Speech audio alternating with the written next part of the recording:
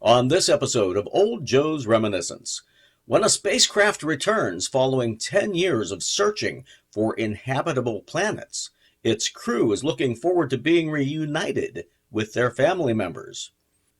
Let's take time now to re-examine the Pisces.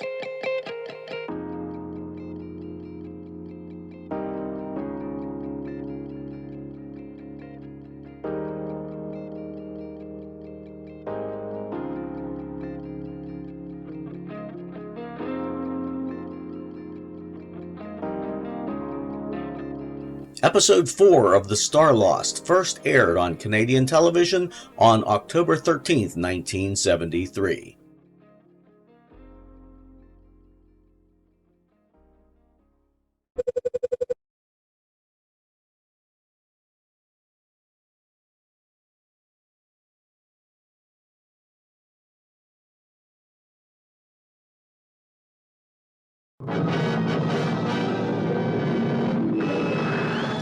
The episode opens in the access tubes.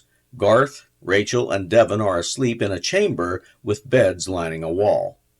Devon arises, strokes Rachel's hair, and kisses her forehead before plopping down in a chair. Well, at least we know where they're getting their food and their rest. Are these possibly the crew's quarters? He takes a spoonful of some food from a clear plastic container, and he hears an awooga sound or a klaxon.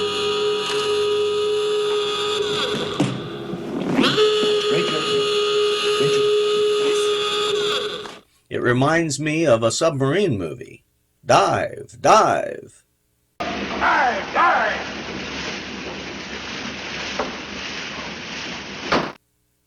He wakes Rachel and Garth, as if that loud noise shouldn't have already done that. They must really be sound sleepers. A voice announces, "Dock crew report to Dock 8." It doesn't sound like William Osler, who plays the computer's voice, that usually makes such announcements. So, who is saying this? Dock crew report to Dock 8. Pisces coming alongside. Prepare for docking. The three run to a viewport in time to see a spacecraft approaching.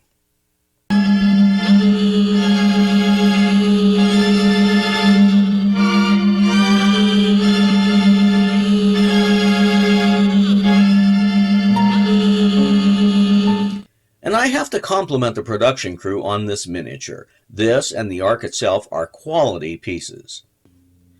If only Doug Trumbull's Magic Cam system had worked for the other aspects, this entire series might have risen above its reputation.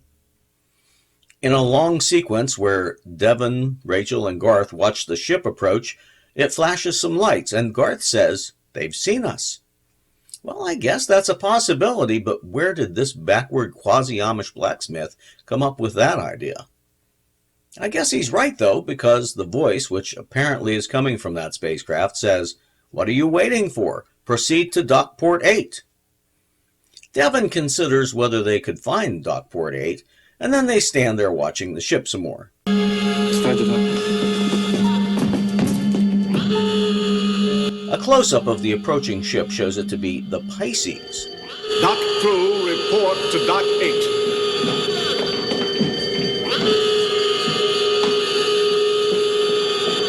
Dock. They eventually come through a doorway labeled Dockport 8. Report to Dock 8. It struck me as odd that the label is on the inside of the door. When they enter the dockport, we see that Pisces is already docked. Its crew of 3 disembarks their craft and approaches our 3. I'm Colonel Garraway, commander of Ark Vessel Pisces. I'd like to meet Captain Janice, Navigator Teal. How do you do? The vessel's commander introduces himself and his crew. He is Colonel M.P. Garraway, played by the episode's guest star, Canadian actor and voice artist Lloyd Bachner.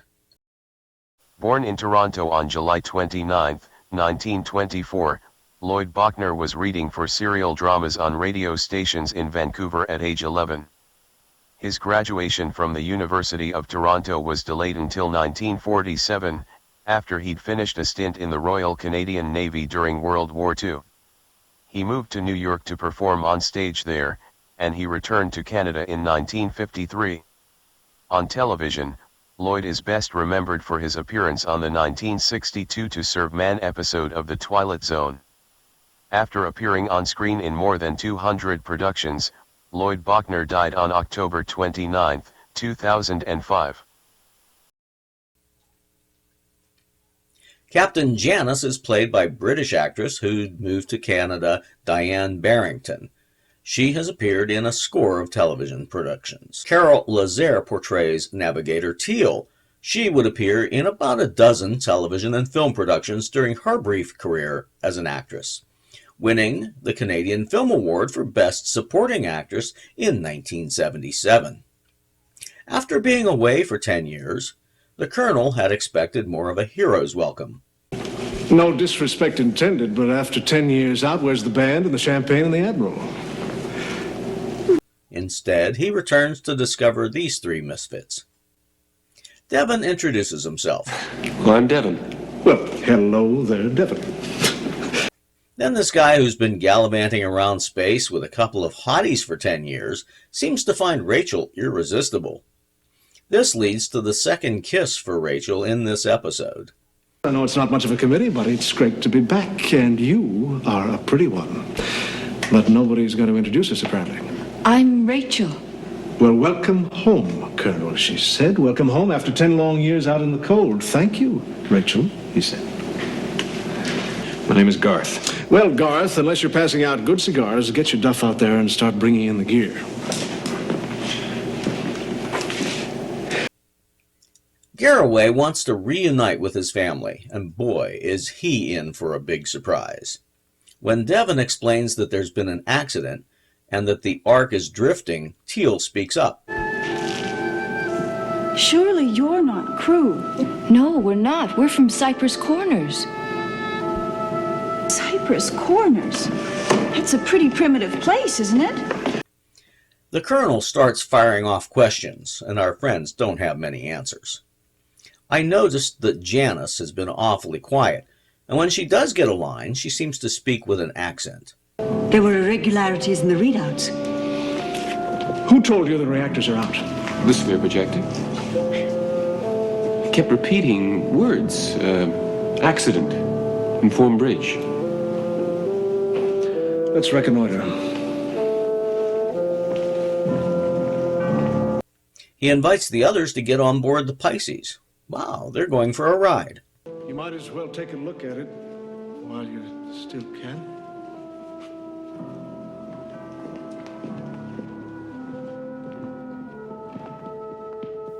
Janice seems to need help getting into her chair, and she exchanges an odd glance with Teal. What's up with that? Janice accesses the computer. Check CTR pile force. Controlled thermonuclear reactor check.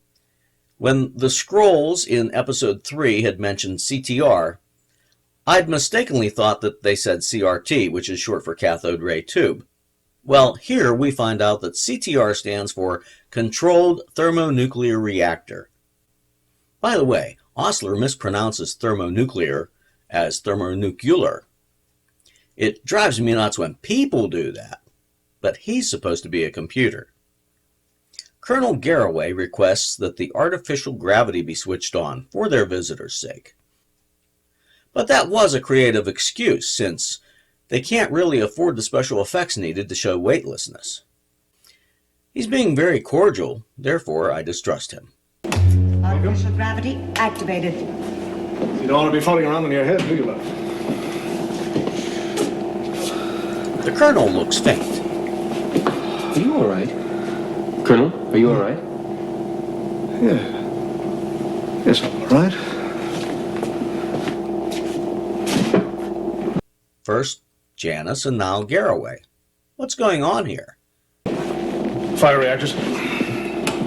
Fire reactors. Reactors fired. Reactors fired. Navigation officer, check gyros. Activate computer plot. Gyros operating.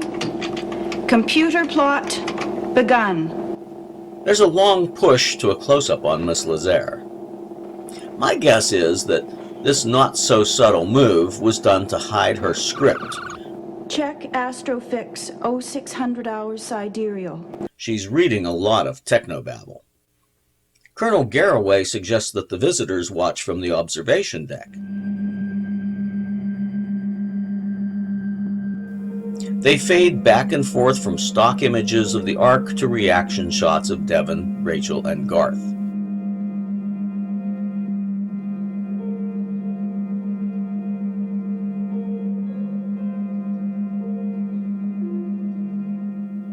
That sequence runs a bit long for my tastes. Just a minor annoyance. There's a reaction from Devon, who leans forward to get a better look. Reactor 11 shows evidence of a catastrophic explosion, and there's a gaping hole in the hull of the Ark. You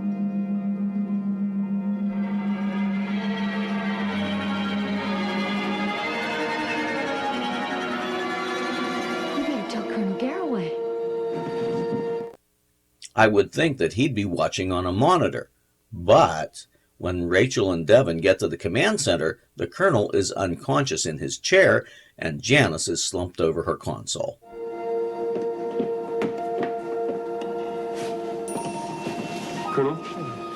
Colonel Garraway. Devon, she's asleep too. Devon and Rachel try to talk to Teal, who's still awake at her station, but she just shakes her head before there's another close-up push. Requested astrofix does not check. Repeat, does not check. Fomalhaut ascension and declination figures irreconcilable. Teal stands and walks around her console, ignoring Rachel's pleas. Teal, the Colonel won't wake up, and neither will Janice.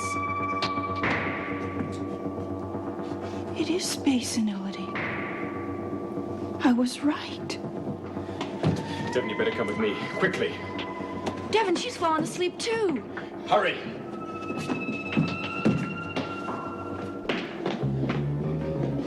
Look, the Ark's moving away. Or else we're moving away from it.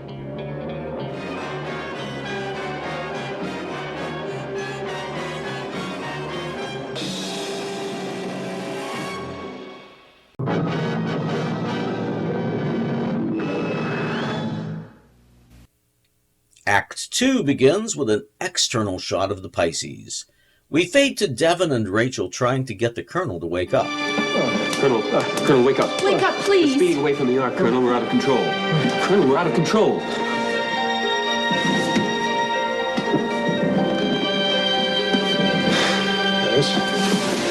Janice, wake up. Wake up. Janice, next time you grab your shut-eye, would you mind switching on the automatic pilot doohickey? I'm sorry, Colonel. Did I hear that right? Doohickey? Maybe he just flubbed the line and they decided to leave it in. Or it's possibly put in there to emphasize the space senility that he's suffering from. She apologizes and starts pushing buttons. They rehash the fact that the Ark is off course, confirmed by Teal, and they initiate the docking procedure. Are we docking again? Yes. I keep forgetting what an experience this must be for you. Garth runs to the window to watch. The Colonel still expects to join his family, since the accident didn't seem to affect the crew area of the Ark. Devon explains that the accident happened hundreds of years ago. Garraway laughs. He sends them off to watch the docking procedure. What do you make of it? I don't know. Devon, they think they've been gone for 10 years. That's an awful ordeal. Can you imagine what it must have done to them? Devon wants the Colonel to help them. After all, he's an engineer. He knows about the Ark. Rachel asks him about space senility. He explains that they all feel old. They disembark Pisces and hurry to the family quarters, where they find debris all over the floor. Where is everybody? Any crew, families? Hello? Anyone here?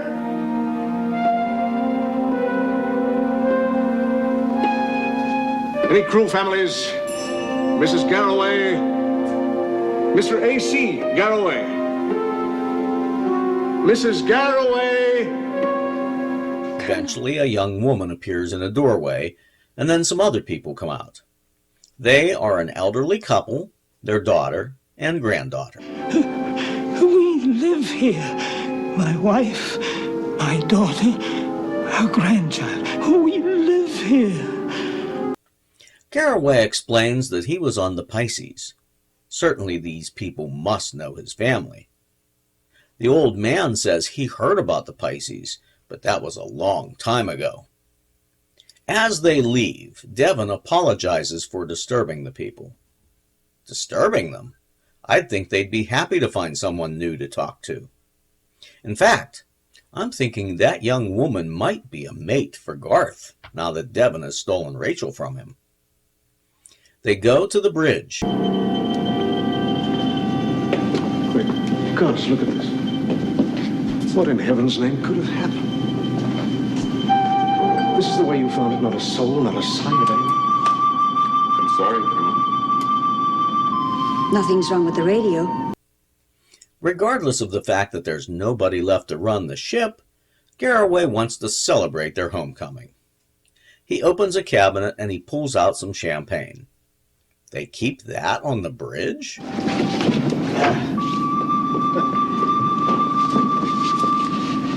Synthetic, but well-aged. And ageless into the bargain. You know what happened out there. No matter what you say, we were off course. The speed modules I predicted had to be right. We've been gone for 10 years, and 10 years is all there is to it. Straight time, nothing else. I've got Now, don't torture yourself. I've got to find out. Can I help you? Year of the Pisces mission. AD 2381. Teal, please don't. Compare with present date. Present date AD 2790. Difference 409 years. 409 years. It's a mistake. The computer's out of kilter. The accident probably killed it. I was right. I had to be right. I was the navigator, wasn't I? But you wouldn't believe me. We were in time dilation. Time slowed for us. On the Pisces, barely a decade passed, but on the Ark, 409 years. Garth comforts Teal with a hug, and we end the act.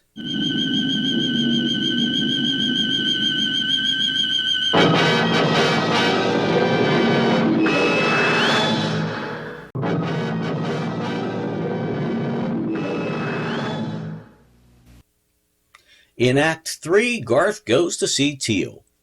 I don't know what happened between those two during the break, but they share a little smile.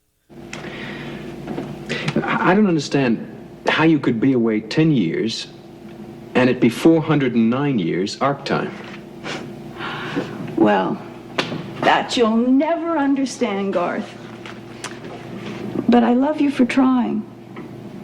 They flirt a bit, and then she explains time dilation and Einstein's theory. All right.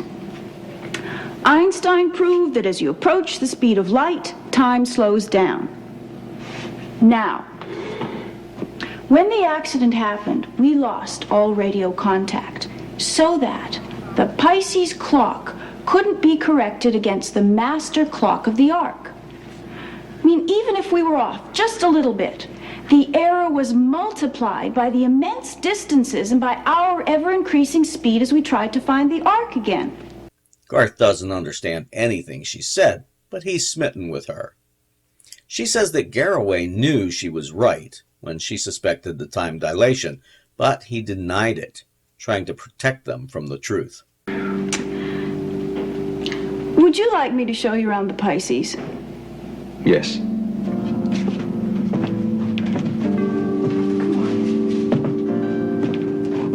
Then we cut to Janice. Rachel tries to empathize with the woman. They discuss their lives, and each of them envies the other. And then we switch over to a conversation between Garraway and Devon. He doesn't know how to fix something so complex that even the builders didn't understand it. Garraway stands and serves up a toast.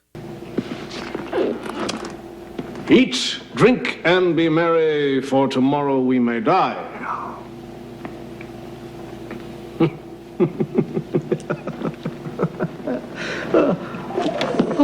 Janice. Rachel.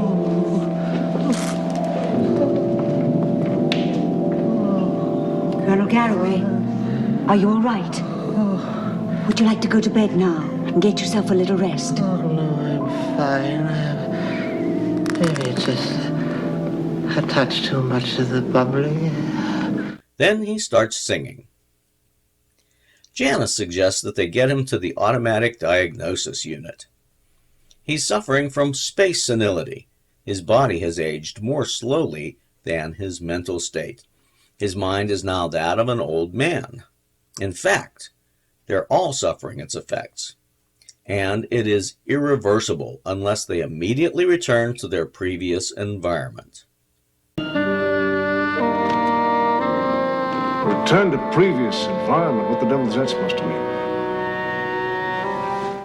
I'm guessing that means traveling at a high rate of speed through space. Well, ladies and gentlemen,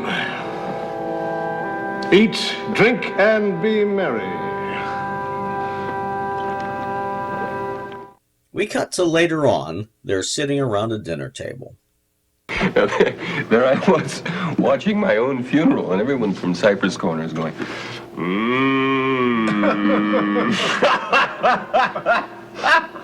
You like it?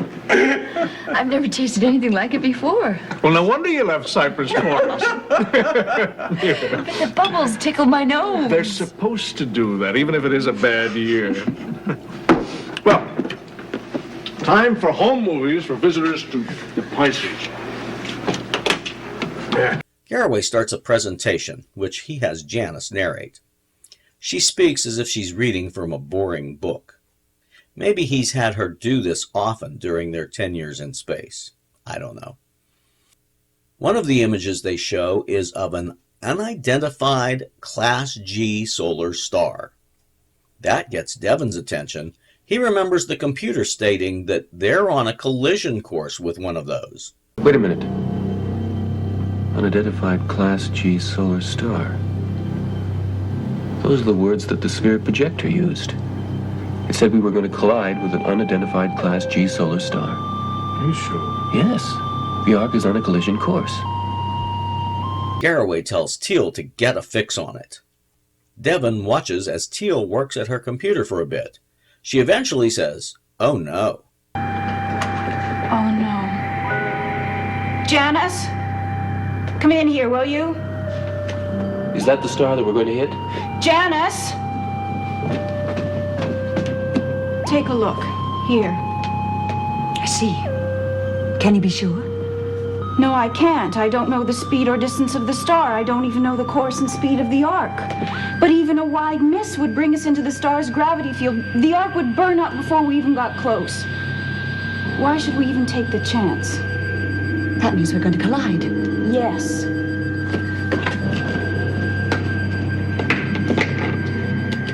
what are you doing?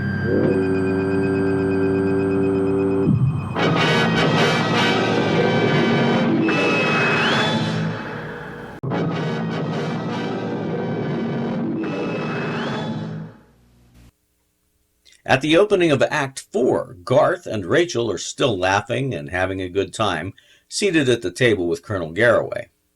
Well, at least Rachel is. Garth gets up and leaves the table. Garraway takes advantage of this to flirt with Rachel. You'd be pretty in a spacesuit.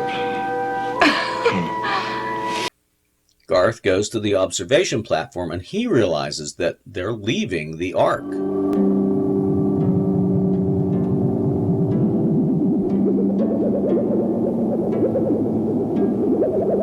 Colonel Garraway, we're leaving the Ark.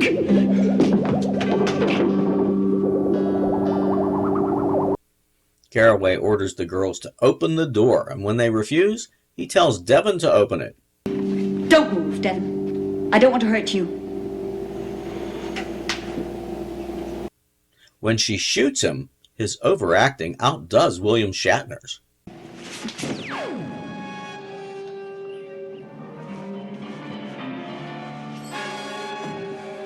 Alice, Teal, listen to me. This is mutiny. Colonel, we can argue about that when we reach Earth. They intend to return to Earth. Garraway punches buttons on that ball thingy, but it's of no use. They've overridden his controls. Meanwhile, Devon pleads with Teal to take them home. Home? To certain death? No way, Jose. What you're doing is wrong. Colonel Garraway is your commander, and he knows this is wrong. Teal, take us home. We have no home, no family, no friends. Just an empty place in the crew quarters. A rapid psychological aging process ensures senility aboard an ark drifting towards certain destruction.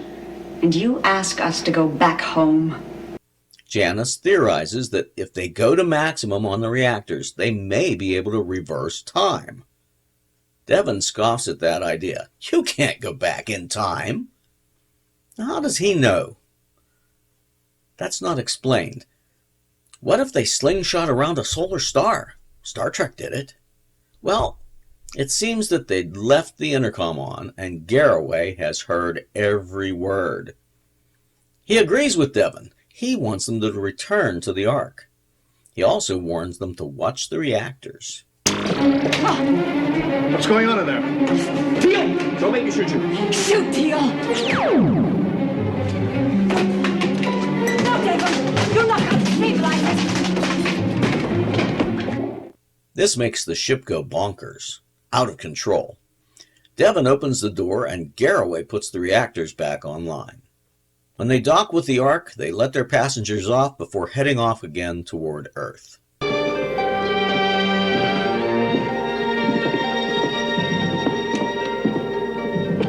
The girls are right, you know. There's nothing here for us anymore. Our place is on the Pisces.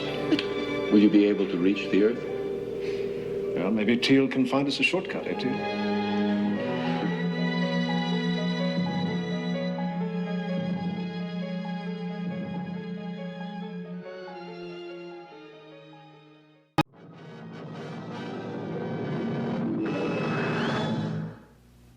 Wow, what can I say?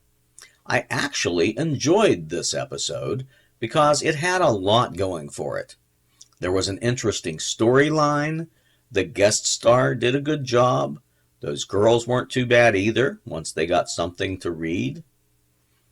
Especially Teal. I was almost as smitten with her as Garth and the camera operator were. And what happens when they reach Earth? I'd imagine they'd still be suffering from that space senility's effects, and there's no guarantee that Earth is even inhabitable. Other than what I'd previously noted, I didn't notice any glaring omissions or distractions during the episode, and the special effects on this one weren't bad at all. So, overall, I'd give it a thumbs up, and I'd watch it again.